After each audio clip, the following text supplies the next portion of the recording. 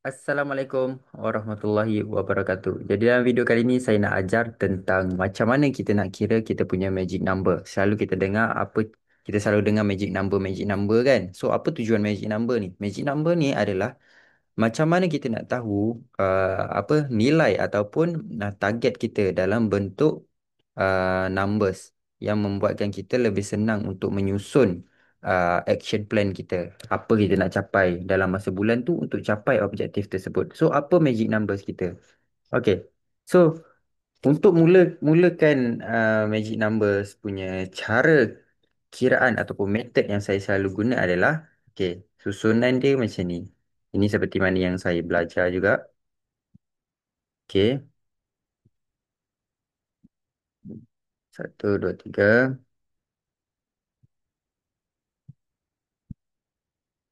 Okay. Mana ni? Jelas sikit. Okay. So, selalunya untuk magic numbers, biasanya magic number. Okay. Dekat sini, biasanya kita akan masukkan berapa target net profit kita. Okay. So, dekat sini kita masukkan target net profit kita. Okay. Contoh, andai kata net profit yang kita nak adalah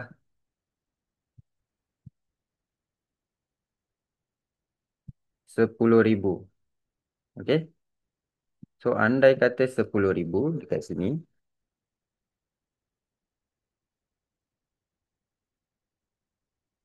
Net profit kita.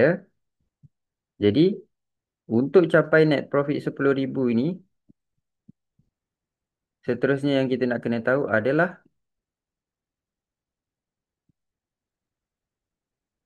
berapa OPEX kita, operational expenses. Okay. So, andai kata dalam untuk net profit 10,000 ni masih dalam kategori kecil. Jadi, OPEX mungkin kita tak ada manpower ataupun mungkin ada satu orang manpower yang kita bayar ataupun kos operasi yang lain yang terlibat, kita letakkanlah um, sebagai contoh, kat sini 5,000 cost operation kita. Kemudian bila kita dah dapat number cost operation kita ni, kat sini kita dah dapat numbers of gross profit yang kita perlukan. Gross profit yang kita perlukan. Okey. Jadi 5,000 campur dengan 10,000 bersamaan dengan 15,000. Okey. Jadi dekat sini kiraan yang seterusnya yang kita nak kena tahu adalah COGS, Cost of Goods Sold, percentage. Okey, jadi di sini kita perlu masukkan dalam bentuk percentage. So, andai kata COGS kita adalah kalau kita bahagikan dengan 3 iaitu 66%. Okey, 66%. Bermaksud dekat sini kita punya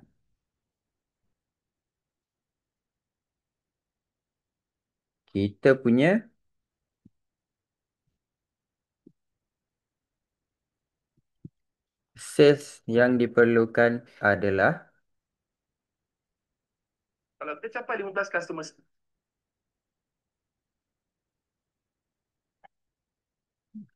sales yang kita perlu capai adalah okay, kalau 66% adalah COGS maka kita kena bersamaan dengan darab 3 lah kan. Okay, jadi dekat sini sales yang kita perlukan adalah 45,000. Okay, nak senang faham dekat sini berapakah kos ataupun orang kata berapakah gandaan daripada kos good source percentage ini untuk kita mendapat gross profit. Jadi kiraan dia ke belakang, reverse calculation. So dekat sini kita dapat jumlah 15,000, so 66% cost of goods sold bermaksud jualan yang kita perlukan adalah 45,000. Okey. Kemudian bila kita dah tahu sales ni, benda yang seterusnya adalah kita nak tahu berapakah average order value kita, iaitu AOV, average order value. Okey. Kat sini katakanlah setiap pembeli kita average akan membuat pembelian dengan kita RM100. Okey. So dekat sini kita masukkan RM100. Bila mana kita dah masukkan average order value dekat sini, kita dah dapatlah satu magic number yang lebih jelas, iaitu berapakah customer yang kita perlukan untuk kita capai 45,000 sales ni bila mana average order value kita RM100. Jadi dekat sini kita boleh tahu bila mana 45,000 ni kita bahagikan dengan 100, kita dapat 450. Okey. Monthly customers. Okey, bersamaan dengan 450. Kemudian seterusnya kita kena bahagikan dia kepada weekly. Okey, bahagikan pada weekly. So sebulan ada 4 minggu, maksudnya kita nak kena dapatkan 113 customer seminggu, dan seterusnya kita perlu dapatkan amount dalam sehari bersamaan dengan daily customer, yang ni weekly customer. Jadi daily customer yang kita perlu capai adalah 15 orang sehari. Jadi kenapa kiraan dia reverse macam ni? So bila anda dapat sahaja 15 customer sehari, bermaksud anda akan capai customer mingguan target 113 orang, dan anda akan capai sebulan 450 customer, dan anda akan capai jualan 45,000 bila mana average order value itu dalam sekitar RM100, dan anda akan mendapat gross profit 15% bila mana cost of goods sold anda adalah 66% daripada sales, dan anda akan dapat net profit 10,000 selepas tolak operational cost daripada gross profit yang anda dapat. Jadi tercapailah anda punya magic numbers untuk dapat net profit 10,000. Okey. Dan ada satu lagi benda yang terakhir kat sini adalah benda yang paling utama untuk kita capai magic number ni. Apakah winning funnel ataupun